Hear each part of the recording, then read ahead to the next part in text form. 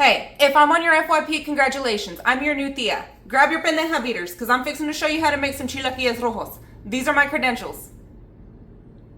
Hit that follow button, and come on, let's go. Start by adding 2 cups of water to your pendeja beater 500. Then you just want to bring that up to a boil.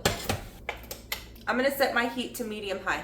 Now, while this is coming up to a boil, I'm going to add in 2 chile guajillo, 1 chile de árbol. If you want more spice, add another one. If you want hair on your ass, add 3. Add in 1/4 of an onion, 1 Roma tomato, and 3 cloves of garlic. If you don't want that much garlic, don't add that much. You can add 1 or you can add 2. It doesn't matter. It's up to you. I'm adding 3 because I love the way that garlic tastes, and it's good for you. I'm just cooking for myself right now. I just wanted a little snack, although it's not going to be very little. Oh well. Now allow this to boil for about 10 to 15 minutes, just enough time for your chiles to soften.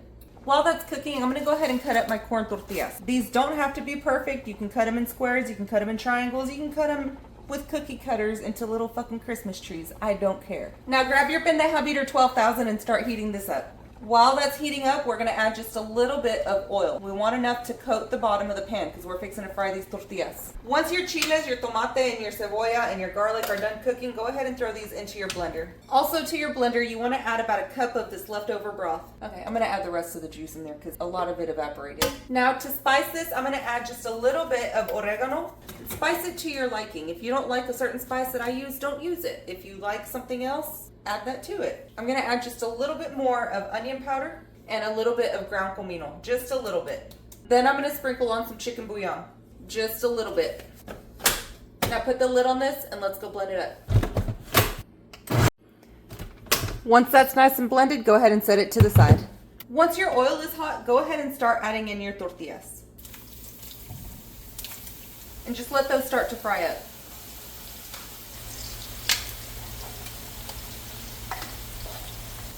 While your tortillas are frying up into chips, get your pendeja beater 10,000 and start heating this one up as well. I'm going to add some chorizo to mine. If you don't want any chorizo on yours, you can skip this step, but I want chorizo.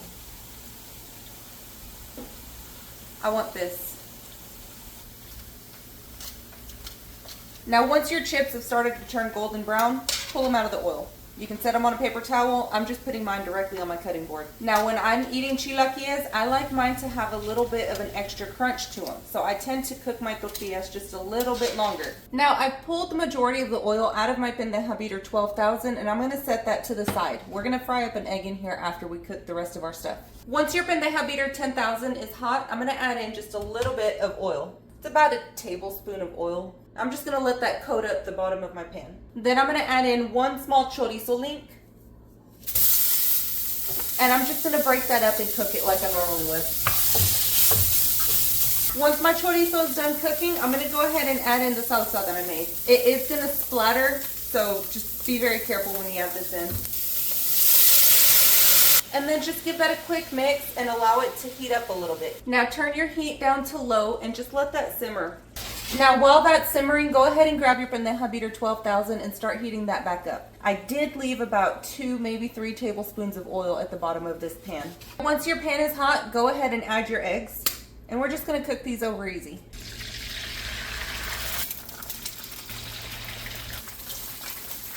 I don't think my pan was hot enough.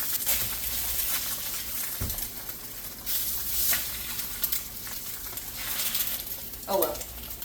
Now to my salsa with the chorizo in it, I'm just going to add my chips in there. And I'm just going to mix that up and let those cook in for just a little bit. I'm going to turn my eggs off. Those are done. Once your eggs are done, go ahead and let your chips get coated in that salsa. You don't want these to sit in there too long. We're making chilaquiles. We're not making migas. There is a difference. Both are good. I'm not knocking one over the other, but I like my chilaquiles to be crispy. So I'm just going to pull those out.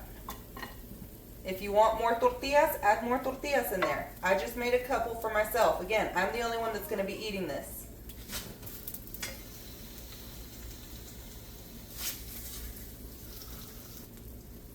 I'm going to add just a little bit of pepper and then just a small sprinkle of salt. Come on, let's go eat. I'm just going to add a little bit of diced onion, or a lot. I like onion. Y'all, these are still really crunchy.